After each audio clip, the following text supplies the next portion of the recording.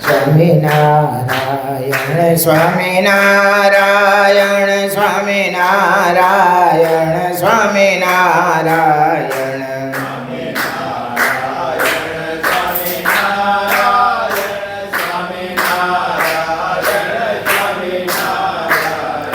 સ્વામિનારાયણ સ્વામિનારાયણ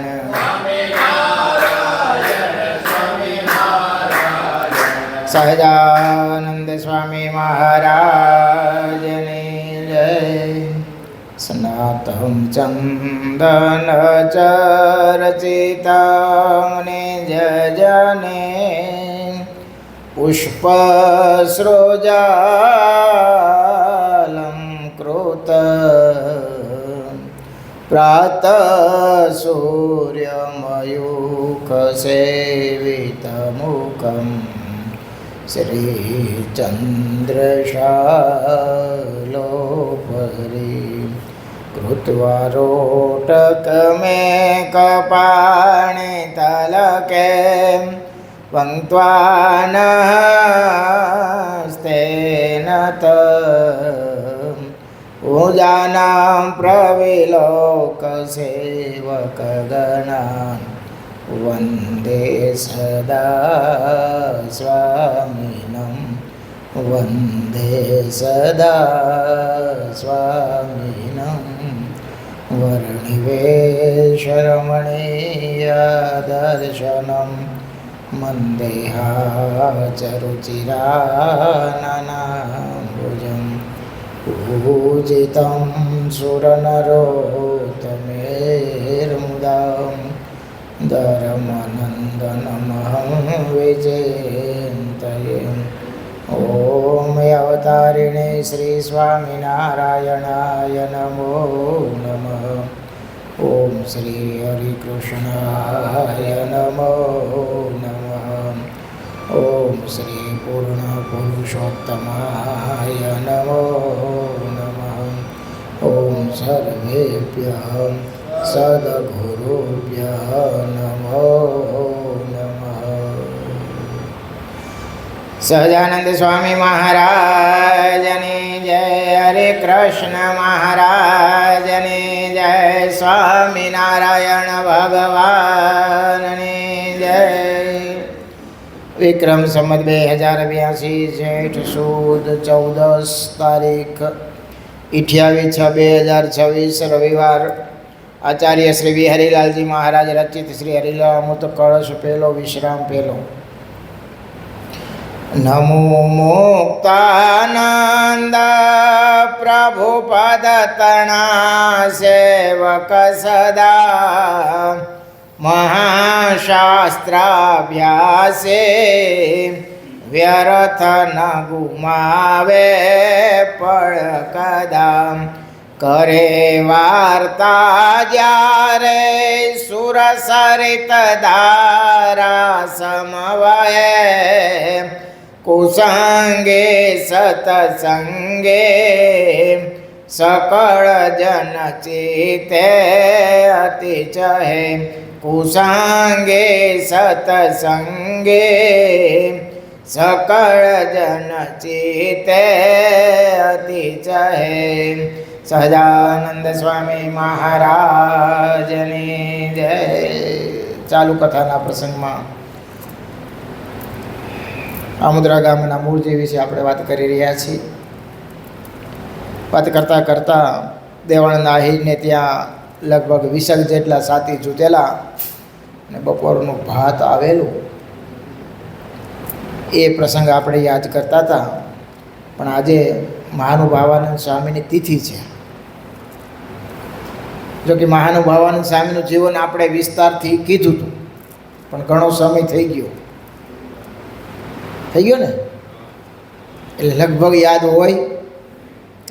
પ્રસંગો હમણાં યાદ આવશે એટલે આવશે, બાકી તો જે સ્વામિનારાયણ અઘરું છે.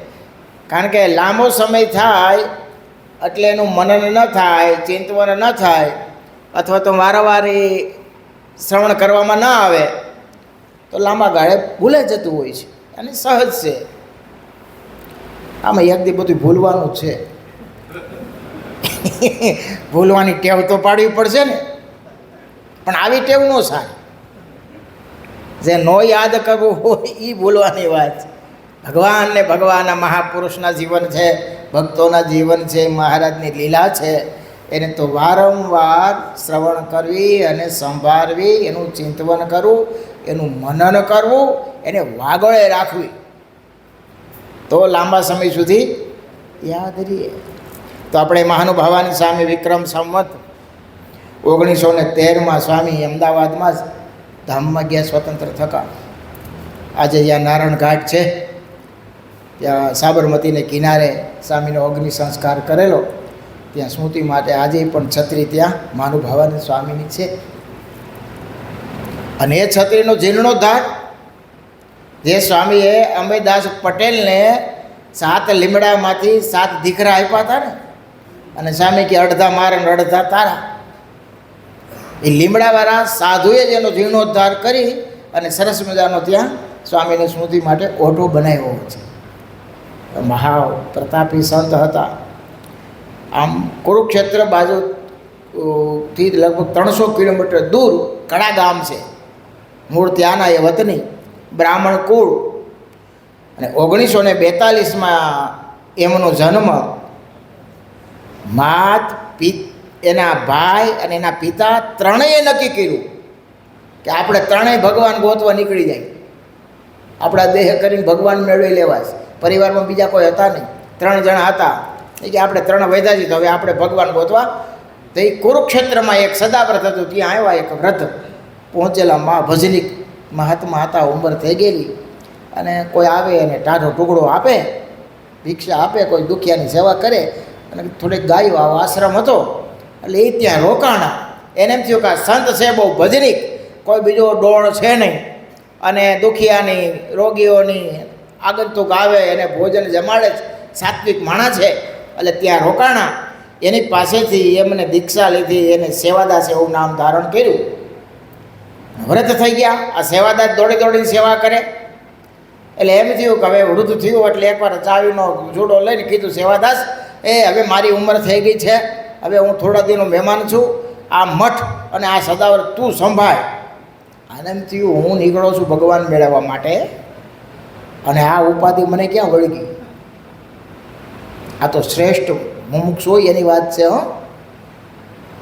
બાકી તો લોકમાં ખુરશી અને મહંતાઈ ન જોતી હોય બહુ ઓછા મળે.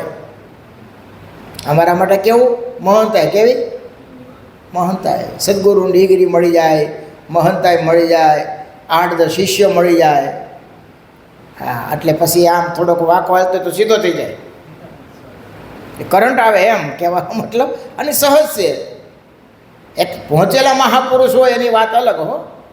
હા, નીવડી ગયેલા હોય એને કાંઈ ન હોય, બાકી તો બહુ અઘરું છે. આ માયા છે ને એ ગમે ત્યાંથી ગમે રીતે પકડે. એ જીવને જલ્દી ભગવાન પાસે પહોંચવા નથી. આને એમ થયું કે હું તો ભગવાન મેળવવા માટે નીકળો છું, અને આમાં ક્યાં ફસાય કે રાતે મુઠ્ઠી વળીને ભેગા બાપ તીર્થોમાં ફર્યા, ફરતા ફરતા દ્વારકા આવ્યા છે. સંકલ્પ કર્યો 12 વર્ષ સુધી દ્વારકાધીશની સેવા કરવી અને ભજન કરવું. એમાં એક દિવસ એને દિવ્ય અનુભૂતિ થઈ છે, ભગવત દર્શન થયું છે, આકાશવાણી થઈ છે. સૌરાષ્ટ્રમાં જા, સૌરાષ્ટ્રમાં તને બોલતા ચાલતા ભગવાન મળશે. અને એ વખતે કહેવાય છે કે જીવન મુક્તાનો પંથ ચાલતો, નામ ઉદ્ધવ સંપ્રદાય જીવન મુક્તા મહારાજ પ્રગટ થયા છે. ગામડે ગામડે વિચરણ કરતા ઈશ્વરીના વાવટા મહારાજે ખુલ્લા મૂક્યા હતા. ચપટી વગાડે અને સમાધિઓ થતી, ચપટી વગાડે અને સમાધિ થતી. મનુષ્યને તો થાય, પશુ પક્ષીની મારે સમાધિઓ કરાવતા હો, એવું નહીં.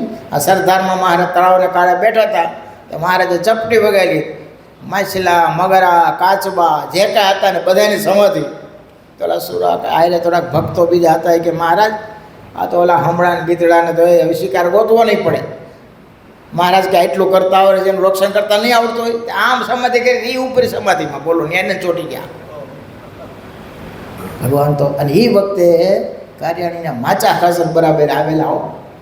એને સાંભળ્યું કે બોલતા ચાલતા ભગવાન પ્રગટ થયા છે, અને આ દ્રશ્ય અને નજર સામે જોયું, થયું આ ભગવાન સિવાય આવું ઈશ્વરી બીજામાં હોય નહીં. એને આમંત્રણ દીધો કે મહારાજ અમારી ગામમાં પધારશો. મહારાજ કે સારું, તમારે ત્યાં આવું છું. ને માચા ખાસરે ગઢડા સમાચાર આપ્યા એબલ બાપુને કે બોલતા ચાલતા ભગવાન પ્રગટ થયા છે ને મારે ઘરે પધારવાના છે, તો આવે તો અમને કહેજો. અને મહારાજ ત્યાં પધાર્યા અને ગઢડાથી એબલ ખાચર આવ્યા. અને મહારાજ દિવ્ય સમાધિઓ ત્યાં પણ કરાવેલી. પ્રતીતિ થઈ કે આ સાક્ષાત ભગવાન છે. અને પછી મહારાજને ત્યાંથી એબલ બાપુએ આમંત્રણ આપી અને ગઢપુર લઈ ગયા. અને કાયમ માટે મહારાજ ગઢડા રોકાઈ ગયા. એનો પ્રેમ ભક્તોનો. અહીંયા એને એમ થયું, આકાશવાણીએ કીધું જાઓ સૌરાષ્ટ્ર બાજુ. તે વખતે વાહનમાં બેસીને આવવાનું. એ ત્યાંથી દ્વારિકાથી વાહન જામનગર આવ્યા છે. અને એ વખતે જામનગરમાં 200 જેટલા સંતોનું મંડળ લઈ અને સ્વરૂપાનંદ સ્વામી વિચરણ કરતા હતા. એ વખતે પ્રકરણ ચાલતું કાચા લોટના ગોળા ખાવાના. હવે 200 સાધુને ભિક્ષા મળે ન મળે, કોઈના ભાગમાં 1 આવે, કોઈના ભાગમાં અડધો આવે. કેવું કઠણ છે હે. આપણે અત્યારે યાદ કરી તો રોવાડા બેઠા થઈ જાય. એ 200 સાધુ ભિક્ષા મળે નહીં, અને પછી જે મળે એ જોડીમાં લઈ તળાવમાં પલાળી અને કોળા વાળી અને જે ભાગે ભરતા આવે. કહેવાય છે ક્યારેક ક્યારેક સંતોને 3-3, 4-4 ઉપવાસ થતા, કોઈ ભિક્ષા આપતા જ નહીં. અને પાછી મહારાજની કડક આજ્ઞા હો કે જ્યાં સન્માન થાય ત્યાં બીજી વાર જવું નહીં. સામેથી કોઈ ભિક્ષા આપે ત્યાં બીજી વાર લેવા, બોલો તિરસ્કાર થાય ત્યાં જવાનું, ધક્કા મારે ત્યાં જવાનું. તમે કલ્પના તો કરો એ કેવા બધા ધુરંધર મુક્ત હોય છે કે મહારાજના વચને ટૂંક થઈ જતા હોય છે. અત્યારે નોકરે નારાયણ અમને વડીલ સંતો કીધું કે તમે આમ માગ્યા હો તો કેમ લાગે છે? માગવા જાય કે ઘેરે જાય? અઘરું છે ને, બહુ અઘરું, તકલીફ પડી જાય. અને આ તો બધા ધુરંધરો. એવું એટલું કાંઈ નહીં. તમે જુઓ મહારાજના પ્રકરણો એક જુઓ તમે. મહારાજ કે ઘૂમટા કાઢો અને એક જણાએ ખુલ્લું મોઢું રાખવાનું, વાહે આમ એક હાથ પકડીને જાવ ને એમ ભિક્ષા માગવાની. બોલો પેલા નાના છોકરા હેલગાડી ન કરે? કેવું લાગતું હોય છે એ. અને છતાંય મહારાજની આજ્ઞા થાય એટલે લોકલાજની ત્યાગ કરીને મહારાજ કેમ રાજી થાય એવું જે સંતોને તાન. સંતો રતાંધળા થઈ ગયેલા હો. રાતે દેખાતું, કારણ કે ખાવા પીવાનું કંઈ મળે નહીં. હે જામનગર આવ્યા છે, તળાવનો કિનારો છે, સેવાદાસ મુમુક્ષુ છે. પૂછ્યું, સ્વરૂપાનંદ સ્વામીનો જોગ થયો પહેલાં વહેલા. બધા સંતો ધ્યાન ભજન કરતા હતા. ભિક્ષા ગામમાંથી આવે મળે વેચીને બધા જમતા હતા અને આખું ધ્યાન ભજન કરે. કોઈ આવે તો ભગવાનની વાતો કરે. આ સેવાદાસ ટગર જોઈ રાખે કે આ કોણ છે. પરિચય થયો કે અમે સ્વામિનારાયણ ભગવાન સાક્ષ, તો કે આ પ્રગટ ભગવાન અમે સાધુ છીએ. એને સ્વરૂપાનંદ સ્વામીની વાતો ખૂબ ગમી. એટલે 2-3 દી ત્યાં વાતો સાંભળવા રોકાણા. હવે આખો દી મુમુક્ષુ તાલે જોઈ રાખે કે આ કેટલા સંપીને રહે છે, આની પર કેવો ત્યાગ વૈરાગ છે. એમાંય મહારાજની ચિઠ્ઠી આવી કે અમે સિદ્ધપુર સમયો કરી છે, તો સામે તમે બધા મંડળને સંતોને લઈ અને સિદ્ધપુર આવો. કાગળ મહારાજનો આવ્યો એટલે એટલા બધા સંતો રાજી થઈ ગયા, એટલા બધા પ્રફુલ્લિત થઈ ગયા.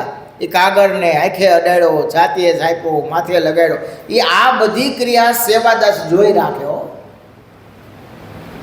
વાત કરી કે આ તમે એટલા બધા ઉત્સાહ અને આનંદમાં કોનો કાગળ છે? તો કે અમે જેનું ભજન કરીએ છીએ ને એ ભગવાન સ્વામિનારાયણનું કાગળ છે. આ એમાં શું લખ્યું છે એવું બધું? તો કે બીજું કાંઈ નથી લખ્યું. એ સિદ્ધપુરમાં સમયો કરે છે અને અમને મહારાજના દર્શન થશે. આટલા ત્યાગી વૈરાગી સાધુ અને આટલી ભગવાનની ઇંતેજારી, આ તો અદ્ભુત. મનમાં તરત જ એને સંકલ્પ થયો કે આપણે તો એ ભગવાનના દર્શન કરવા. એટલે સ્વરૂપાનંદ સ્વામીને થોડુંક હેત થયેલું. કીધું સ્વામી તો મને ભગવાનના દર્શન થાય. અરે ચાલો ને ભગત, અમે ત્યાં દર્શને જઈએ છીએ. અને કહેવાય છે કે ઊંઝા ગામ અને પાદર તળાવ ત્યાં મહારાજ બિરાજેલા અને સ્વરૂપાનંદ સ્વામી ત્યાં ભેળા થયા. પણ એ મહારાજ મળ્યા, સંતો આવતા હતા, મહારાજ બેઠા હતા, ઊભા થઈ ગયા, દોડીને મહારાજ મળ્યા ટેનવડ કરવા સંતોને. હો તે સ્વરૂપાનંદ સ્વામી ઊભા થઈને મહારાજને ઊભા કર્યા, બથમાં ઘાલીને એવા ભાવથી ભેટે અને મળે. આ સેવાદાસ આમ ઊભે ઊભે જોઈ રાખે આ બધી ક્રિયાઓ. એટલું બધું વાલ, એટલું બધું હેત. હજી એને ભગવાન પ્રાણ પદ્ધતિ છે નહીં, હો ઓળખાણ કાંઈ છે નહીં. સ્વરૂપાનંદ સ્વામી ઓળખાણ કરાવી. સેવાદાસજી આમનું નામ છે, બહુ મુમુક્ષુ છે. મહારાજ તમારા મહિમાની ખૂબ અમે વાતો કરી છે, એટલે આપના દર્શને આવ્યા છે. મહારાજે આમ દ્રષ્ટિ કરી, ચારે આંખો ભેગી થઈ અને સેવાદાસને ટાટા શેરડા આપીડાઓ.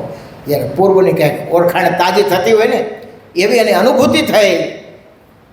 તો મહારાજ છે ને તરત આંખો બંધ થઈ અને સમાધિમાં અક્ષરધામનું દર્શન થયું. સેવાદાસ જે મને આકાશવાણીએ સંદેશ આપ્યો હતો કે સાક્ષાત ભગવાન અત્યારે પૃથ્વી પર વિચરણ કરે છે, તો સૌરાષ્ટ્ર બાજુ જા, ત્યાં તને મળશે. ખરેખર આ સાક્ષાત ભગવાન છે. સમાધિમાંથી જાગૃત થયા, મહારાજના ચરણ પીગળા. ભગવાન તમારા સમીપે રહેવું છે, તમારી સેવામાં રાખો. મહારાજ કે સારું. મહારાજ એની મુમુક્ષુતા જોઈ, અંતર્યામી ભગવાન છે, બધું જાણે છે. અને ત્યાં ઊંઝાના પાદર તળાવને કાંઠે જ મહારાજે દીક્ષા આપી. પહેલા જ દિવસે હજી પ્રથમ દર્શન છે. અને દર્શન થતાની સાથે જ એમ થયું કે આ દેહ, આ શરીર ભગવાનની સેવામાં સમર્પિત કરવું છે. એ મહારાજની મૂર્તિનું આકર્ષણ કેવું હોય છે.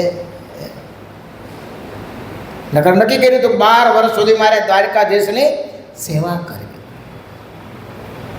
દિવ્ય અનુભૂતિ થઈ અને ભગવાન ભેટો થયો. અને સ્વામીને દીક્ષા આપીને નામ રાખ્યું મહાનુભાવાનંદ સ્વામી. પછી તો નિત્યાનંદ સ્વામી મોટા મોટા સંતો પાસે ઘણું શાસ્ત્ર અભ્યાસ કર્યો. એટલા બધા પૂર્વના સંસ્કારને લઈ અને એટલા બધા હોશિયાર હતા. થોડા જ સમયમાં લગભગ શાસ્ત્રનો અભ્યાસ એને પૂર્ણ કર્યો. એટલું જ નહીં, મહારાજે એમને આજ્ઞા કરી, હવે આ નવા સંતોને તમે ભણાવો. કાર્યાણીમાં રહી અને બીજા સંતોને મહાનુભાવાનંદ સ્વામી ભણાવતા. વધારે પછી તો એ વધારે મહારાજ ગયા પછી અમદાવાદ દેશ બાજુ આજુબાજુના ગામડામાં એ વિચરણ કરતા. વચન સિદ્ધ મહાપુરુષો, એ બોલે એમ જ ભગવાનને કરવું પડે. એકવાર સ્વામી બલદાણા ગામ છે, ત્યાં ગયેલા. એક જૂઠા ભાઈ હરિભગત હતા. એને કીધું કે ભગત, તો હા તારે ગાડું ને બળદ છે? તો કે હા સ્વામી છે ને. તો મારે અહીંથી લીંબડી જવું છે, તો તું મૂકવા આવીશ? અરે સ્વામી, એવી સેવા મને ક્યાંથી મળે. જૂઠા ભગત તો તૈયાર થઈ ગયા. ગાડીમાં સ્વામીને બેસાડ્યા. 2-4 સંતો ગાડા સાથે ચાલ્યા આવે, કીર્તન બોલ્યા આવે અને જૂઠા ભગત ગાડું ચલાવી આવે. એમાં ભગવાનને કરવું ને અચાનક કંઈક તેતર ઉડવું હોય છે અથવા તો કંઈક બીજું પક્ષી બોલવું હોય છે. અચાનક બળદ ભડકા. હવે બળદ ભડકા, અચાનક ભાગ્યા, ઠેકડો માર્યો એટલે જૂઠા ભગત ગાડાથી નીચે પડી ગયા. તે નીચે એવી રીતના પડ્યા કે ગાડાનું પૈડું એને કેડ ઉપર ફરી ગયું. હવે ગાડાનું પૈડું કેર્યું. મહાનુભાવ સ્વામી બેઠેલા, એને વળી રાસ પકડીને બળદને ઊભા રાખ્યા. પણ ગાડું ઘણું દૂર નીકળી ગયું હતું. ભગત થોડાક આગા પડ્યા હતા અને માથે ગાડાનું વ્હીલ પડી ગયું. તો સ્વામી ઊભા થઈ ધીમે ધીમે આવ્યા. પાછા ઉંમર થઈ ગયેલી. તો જૂઠા ભગત પાસે આવ્યા, માથે હાથ ફેરવો તો એની પીડા બધી જતી રહી. સ્વામી કે જૂઠા બેઠો તો હું તો છું, હાલો સ્વામી એમ કરી પાછું ગાડું આપો મને. પણ ઘટના એવી ઘટી, આ તો મહાનુભાવાનંદ સ્વામી મહાપ્રતાપી સંત હતા. એ જૂઠા ભગતને વર્ષોથી સારણ ગાંઠનો દુખાવો રહેતો. તે આ ગાડુમાંથી વ્હીલ ફેર્યું ને એમાં, અને સ્વામી હાથ ફેરવો ને એમાં સારણ ગાંઠી જતી રહી. સ્વામી બહુ રાજી થઈ ગયા ને.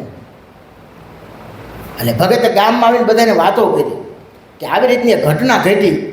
તો બધા એને પૂછતા, હે ભગત તમારી સારણ ગાંઠ કેમ મટી? તો કે એ મહાનુભાવોની સામે જેવા સાધુ આપણા ગામમાં આવ્યા હોય, એ સામે આપણા ગાડામાં બેઠા હોય, અચાનક બળદ ભડકે અને હું હેઠો પડી જાઉં, માથે વ્હીલ ફરી જાય, મહાનુભાવન સામે જેવા સાધુ માથે હાથ ફેરવે તો એ સારણ ગાંઠ મટી જાય કે લો, આમ ખુમારથી વાત કરતા હો. મહાનુભાવાનંદ સ્વામી આવા સમર્થ સાધુ હતા હો. એકવાર સ્વામી લાલિયાદર ગયેલા, 11 વાગે સ્વામી ત્યાં પહોંચ્યા. 3 સંતો હતા. એક પ્રેમી ભગત દરબાર હરિભગત આવ્યા કે સ્વામી આજ રસોઈ મારી હો મા બાપ. સ્વામી કે સારું. હવે બાપડે એટલા બધા ગરીબ, પરિસ્થિતિ એવી ઘરમાં લોટ નહીં બોલો. અને સ્વામીને કહેતા કહેવું કે સ્વામી રસોઈ ઘરે ગયા જોઈ તો ઘરમાં કાંઈ મળે નહીં. ખેતી હતી ગીરવે મૂકી દીધી ને, કોઈ ઉધાર આપે નહીં. ભગત બેઠા બેઠા વિચાર કરે, હવે મંદિરે મારે સ્વામીને જઈને મોઢું હું દેખાડું, કેવું કેમ સ્વામી ઘરમાં મેં તમને કીધું પણ ઘરમાં કાંઈ છે નહીં. એટલે મંદિરે આવ્યા નહીં, 12 સાડા 12 વાગ્યા. સંતો અહીંયા રાહ જોવે કઈ ભગત સીધું લઈને આવે અને ઠાકોરજીના થાળ કરી. તો એમાં બરાબર એ વખતે કોઠારી આવ્યા કે સ્વામી ઠાકોરજીના થાળનું કેમ થયું? કે બોલે દરબાર કહી ગયા છે હમણાં સીધોજી આવ્યા નહીં, તમે જાઓ તો ખરા. સ્વામી એ નહીં આવે તો કે કેમ? એને ખાવાનું માન પૂરું થાય છે એમાં સ્વામી તમને ક્યાંથી ના આપે? પણ એને વાત કરીને પણ જાઓ તો ખરા, બોલે તો આવો. સારું ગયા. તો હવે એ બિચારા રોતા રોતા સ્વામીના પગ પકડી, મા બાપ ગુના માફ કરજો કે કહેતા કહેવાય ગયું પણ મારા ઘરમાં કાંઈ નથી સ્વામી. સ્વામી કે કાંઈક તો પડ્યું છે ને? સ્વામી જાહેરનો લોટ પીડ્યો છે, મા બાપ તમને કેમ દેવો 2 રોટલા? સ્વામી કે લ્યો, એ તો ઠાકોરજીના થાળ થઈ ગયા, લેતા આવો લેતા આવો. એ જાહેરનો લોટ 2 રોટલા થાય એટલો લઈને આવ્યા. મહાનુભાવન સ્વામી એક સાધુને કીધું 2 રોટલા બનાવો. મહારાજને ધરાવ્યા. 1 રોટલો સ્વામીએ ભગવાનને ધરાવી અને દરબારને પાછો આપ્યો. અને સ્વામીએ 1 રોટલામાંથી બધા સંતોને પીરશું. કોઠારી હતા સીધું સામાન તો લાવ્યા હતા, ઠાકોરજીને થાર તો થયા હતા, પણ આ ભગતના 2 રોટલા થારમાં ધરાવ્યા. મહાનુભાવન સ્વામી કે સંતો એ એક માળા કરજો, આ દરબારનું દારિદ્ર્ય કાઢવું છે આપણે. થઈ ગયા ઘરે રોટલો જેમાં રાજી રાજી થઈ ગયા કે સંતો મારા ઘરનું કંઈક અન્ન જીમાં. સાંજે આવ્યા કે દરબાર કેમ તમે પરિસ્થિતિ આવી, કેમ તમારે જમીન નથી? સ્વામી જમીન તો છે પણ ગીરવે મૂકેલી છે. એટલે એવું છે તો એના કાગળિયા ક્યાં કરવા? સ્વામી રાજકોટ જવું પડે, કાલ જાઓ તમારું બધું ફતે થઈ જાય. અને ગયા તે તો એક અંગ્રેજ સાહેબ આવેલા, એ વખતે અંગ્રેજ જમાનો હોય છે, સાહેબ આવેલા, લાંબી લાઈન કે મોટા સાહેબ એવા છે. તો આ લાઈનમાં ઊભા હતા, એને એક પાર્ષદ કોઈ માણસ સાહેબનો આવી અને કે આવો બાપુ તમને સાહેબ બોલાવે છે. ત્યાં ગયા કાગળિયા પર સાહેબ શીખા મારી દીધા, એ જમીન છૂટી થઈ ગઈ. સ્વામી પાસે સ્વામી આ તમારી કૃપાથી વગર પૈસે જમીન છૂટી કરી દીધી સાહેબે. અમે કહી તો ભગવાન છે ને, હાલ તારી વાડી આવો. સ્વામી વાડીએ ગયા. વાડી આવો બંદર જેવી કૂવો હતો પણ એમાં પાણી કડવું. સ્વામી કે આમાં પાણી તો છે તો ખેતી કેમ કરતા? સ્વામી કડવું પાણી છે, એમાં કાંઈ થતું નથી મોલાદ. સ્વામી કે લે અહીં તો ગંગા વહે છે, આ બાજુમાં કઈ કૂવો થાય પાણી? અરે સ્વામી પણ આજુબાજુ ખેતરમાં બધે કૂવા કર્યા છે, અહીંયા કડવું અને પાણી મોળું આવે. સ્વામી પાણી મોલાદના કામ માટે વપરાય એવું નથી. સ્વામી કે કરી તો ખરા. અને સ્વામીના વચને એને કૂવો કર્યો અને મીઠું ટોપરા જેવું પાણી આવ્યું. પછી તો એ બહુ સુખી થયા. પછી તો આજુબાજુવાળા એ નિશાને સ્વામી કે આ પ્રમાણે કોઈ કરશે ને એને પાણી નહીં ખૂટે જાઓ. તો મહાબુદ્ધા સ્વામી મહાનુભાવન સ્વામી વચન સિદ્ધ મહાપુરુષ બાપ એના રાજીપા થાય તો શું ન થાય.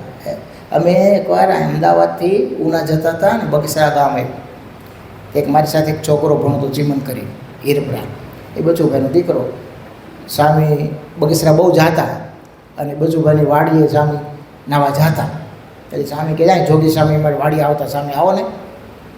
એને ક્રસ્તન કાંઠે વાડી અમે ભંડાર સ્વામીને એની વાડીએ ગયા કે સ્વામી જો આ કૂવામાં કડવું પાણી ને મોળું પાણી હતું પણ જોગી સ્વામી ઠાકોરજીને નવડાવીને પાણી નાખ્યું તે દિવસે પાણી ખૂટતું નથી અને મીઠું ટોપરા જેવું પાણી છે. સ્વામી કે આ એ પ્રસાદીનો કૂવો છે એટલે હું તમને વાડીએ લાવ્યો. એ મહાપુરુષ છે, એની રીત કાંઈક અલૌકિક હોય છે હો. આ મહાનુભાવાનંદ સ્વામી એવા વચન સિદ્ધ મહાપુરુષ હતા હો. સ્વામી માણસા મંદિર બનાવતા હતા. તે એક અમીચંદ કરી ખૂબ સેવા કરે. શિયાળો હોય તો સંતોને ગરમ પાણી કરી આપે, આસન સંતોના પાથરી આપે, વ્રત સંતો હોય તો પગચંપી કરે. મહાનુભાવા સ્વામી સાથે અપાર હેત. એટલે સ્વામીબા બેન વાતો સાંભળે અને દોડી દોડી સેવાનું અંગ. તો એકવાર મહાનુભાવ સ્વામી કે પેલા અમે સંત બહુ સેવા કરી. હા સ્વામી, બીજું મારી પાસે કાંઈ છે નહીં, સેવા કરું, બીજું શું કરું? તો કે તારે લગ્ન થયા? ઉંમર કેટલી હતી સ્વામી? સ્વામી 52 વર્ષ થયા. તો કે લગ્ન થઈ ગયા? અરે સ્વામી, મારી યાર કોણ લગ્ન કરે? ઘરમાં રાતું લુગડું હું એકલો પેંડી એકલો છું, કોઈ છે નહીં, અને માન ખાવાનું પૂરું થાય. સ્વામી કે લાય તો રાહ જોવા દે. સ્વામી એનો હાથ જોયો કે લા હમીસન તારું ભાઈક તો ઉજળું છે કે. અરે સ્વામી, હું ધૂળ ઉજળું, 52 વર્ષ થઈ ગયા અને મહેનત મજૂરી કરીને ખાઉં છું, માન પૂરું થાય છે. નાના સ્વામી કે પણ તારું ભાઈક બહુ ઉજળું છે. હમીસન સેવા બહુ કરી, મંદિરની સાધુ રહ્યો, તારી ઉપર બહુ હું રાજી છું. તારા લગ્ન થાય, 5 દીકરા થાય. જા. કોણે કીધું? માનવો કે તારા લગ્ન થાય, 5 દીકરા થાય અને અન્ન વસ્ત્ર ધને આબરૂથી તું સુખી થાય. આટલું કરીને સાંઈ તો મેં માળા કરવા. એ મંદિર પૂરું થયું, ભેળું થઈ ગયું. 6 મહિના ગયા છે. અમે સંત ઘરે આવ્યા. એકવાર બેઠા બેઠા માળા કરતા હતા, 2 માણસો આવ્યા. તે આવ્યા અને પાણી પાયું. તો ક્યાંથી? તો કે બાજુના લોદરા ગામ, ત્યાંથી આવીશ. તો કેમ? તો કે સાંભળ્યું છે કે તમારા લગ્ન નથી થયા.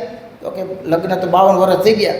અમારે દીકરી છે, અમારી ઈચ્છા છે કે તમે એમની સાથે લગ્ન કરો. એમ લોદરા ગામથી માગવું આવ્યું. આમેથી લગ્ન કર્યા, 5 દીકરા થયા અને વ્યવહારે ખૂબ સુખી થયા અને ગામમાં આબરૂદાર થયા. કેટલા વર્ષે? 52 વર્ષે 5 દીકરા થયા. એ મહાનુભાવાન સ્વામી અતિ સમર્થ હતા. અમદાવાદ દેશના ગામડામાં ઘણી જગ્યાએ સ્વામી હનુમાનજીના મંદિર પધરાવ્યા છે. આપણે એનું વિસ્તારથી લગભગ આખ્યાન બહુ ઘણા સમય સુધી કીધું હતું. આ તો નાના મોટા 2-3 પ્રસંગ મેં તમને કીધા. બાકી અતિ સમર્થ સાધુ, એકથી એક ચડિયાતા સાધુ. તમે જુઓ તો ખરા, એ સાધુ આવા હોય તો એ ભજન કરે છે, ભગવાન કહેવાય છે. હે, આપણે વારંવાર એટલા માટે યાદ કરી છીએ કે આપણે ઓછા ભાગ્યશાળી છીએ કે આવા મહારાજની ઓળખાણ થઈ છે, આવો દિવ્ય સત્સંગ છે, આવા સમર્થ સાધુની પરંપરા છે. તમે જુઓ તો ખરા મહાનુભાવાન સ્વામી. તમે કલ્પના કરો, આટલા લીમડા દે એમાં જેવું એ તારે ત્યાં થાય, પાછા અડધા મારા અડધા તારા, આમ ભાગ પાડે. બોલો, 7 લીમડાના ભાગ પાડ્યા, 3 સાધુ થયા અને ચોથા 40 વર્ષે સાધુ થયા. કેટલા વર્ષે? 40 વર્ષે સાધુ થયા ને 80 વર્ષ ધામમાં ગયા. એ ભાગ કેમ પાડ્યા? જોવો તો ખરે તમે. એ કેવા સાધુ હોય છે. આ મૂડી દેશમાં ઘણા મોટા મોટા આવા સમર્થ સંતો થઈ ગયા. ભુજમાં તો હતા જ, જુનાગઢ તો જોગીનું ધામ કહેવાય. વડતાલમાં ગોપાલ સ્વામી તમે જુઓ, નિત્યાનંદ સ્વામી જુઓ, બ્રહ્માનંદ સ્વામી જુઓ, નિષ્કાળાનંદ સ્વામી જુઓ. આ બધાય મહાપુરુષો આભને ટેકા દે એવા, આભને ટેકા દે એવા મહાપુરુષો. એને ખાલી આપણે સવારમાં સ્નાન કરીને યાદ કરીએ ને તોય આપણું અંતઃકરણ પાવન થઈ જાય. કારણ કે સીધા ભગવાન સાથે સંબંધ ધરાવનારા મહાપુરુષો હતા. જેના વચન ક્યારેય ભગવાન ઉલ્લંઘતા નહીં. મહાનુભાવ સામે કે આમ થાય એટલે થાય જ થાય. આવા મહાપુરુષો. તો આજે એમની 169મી પુણ્યતિથિ છે. સ્વામી 100 જન્મ 142માં અને આજે 1913માં સ્વામી ધામમાં ગયા. ને અહીંયા જ અમદાવાદમાં સ્વતંત્ર થકાઓ બધાની હાજરીમાં બધા સંતોને ભલામણ કરી મહારાજ આવ્યા છે, હું જાઉં છું, જય સ્વામિનારાયણ એમ કહી અને મહાનુભાવાન સ્વામી ધામમાં ગયા. આવી આ દિવ્ય પરંપરા. આ તો આપણે રોજ આવા ચરિત્ર સાંભળીએ ને કે આ ભગત આમ ધામમાં ગયા, આ સાધુ આમ ધામમાં ગયા, એટલે આપણને બહુ આશ્ચર્ય લાગે નહીં. ભાઈ, આમાંથી જીવ એક તો કોઈ રીતે નીકળતો નથી. ગરુડ પુરાણમાં એવું વર્ણન છે કે જમના દૂતો અંદર આવે, મારીને ઢવડીને બાંધીને પાસથી કાઢે તોય જીવ ચિત્તામાં હજી પાછો હડપ કરતો આવવા માટે એને છૂટતું નથી. બોલો. અને એ ભગત હોય એ આમ સ્વતંત્ર થકા જે માખણમાંથી મોવાળો કાઢે એમ જીવની ગતિ થાય એ નાની વાત છે. અંધકાળ છે ને એ બહુ કપડો કાળ કીધો છે, બહુ કપડો કાળ. જીવ જલ્દી આમાંથી નીકળતો નથી. જમના દૂતો પ્રવેશ કરી નાડિયું તોડી અને જીવને પરાણે ઢસડીને લઈ જાય છે, ત્યારે ખોળિયું ખાલી થાય છે.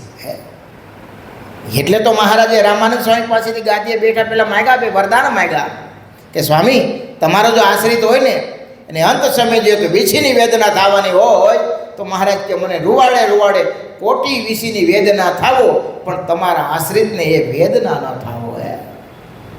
મહારાજે ગુરુ પાસેથી માગી લીધા બે વરદાન છે. તમારો આશ્રિત હોય એના ભાગમાં રામપાત્ર હોય તો મહારાજ કે મને આવે, પણ તમારો આશ્રિત હોય એ અણવસ્ત્ર કરી અને દુઃખી ન થાય.